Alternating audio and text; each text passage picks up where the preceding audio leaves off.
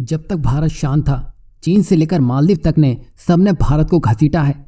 लेकिन जैसे ही भारत ने चीन पर पहला वार क्या किया, मालदीव को भारत की पुरानी दोस्ती याद आ गई। ये तो आप जानते हैं कि जब से मालदीव ने भारत को अपने से अलग करना शुरू किया है, तभी भारत ने भी मालदीव जाने वाले सामानों को दूसरे देशों की तरफ मोड़ना शुरू कर दिया है। और ये सब कुछ मालदीव के विपक्षी पार्टी के नेता देख रहे थे।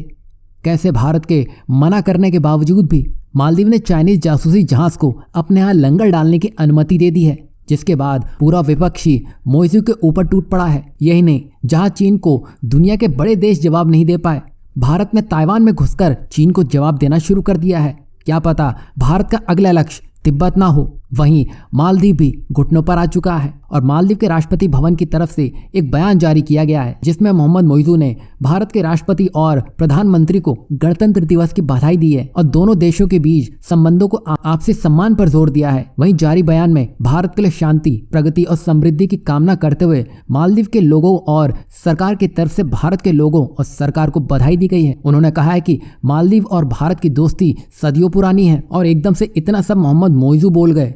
हैरानी की बात तो है ही, लेकिन ये एकदम से नहीं हुआ है। दरअसल पिछले महीने की बात है, जब भारत और अमेरिका ने पैसिफिक आइलैंड में मिलकर काम करने की बात की थी, जिसके नतीजे अब सामने आने लगे हैं। जहां हाल ही में यूएस इंडो पैसिफिक कमांड के चीफ ने मोहम्मद मोइजू से मुलाकात की। मतलब साफ था, चीन को हिंद महासागर में काउंटर करना।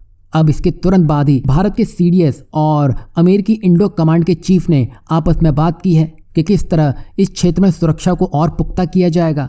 और ये मीटिंग मोइजू की मीटिंग के तुरंत बाद हुई है। चलो देर से ही सही, लेकिन अमेरिका को अकल आ गई और उसने मालदीव में कुछ करने का तो सोचा है।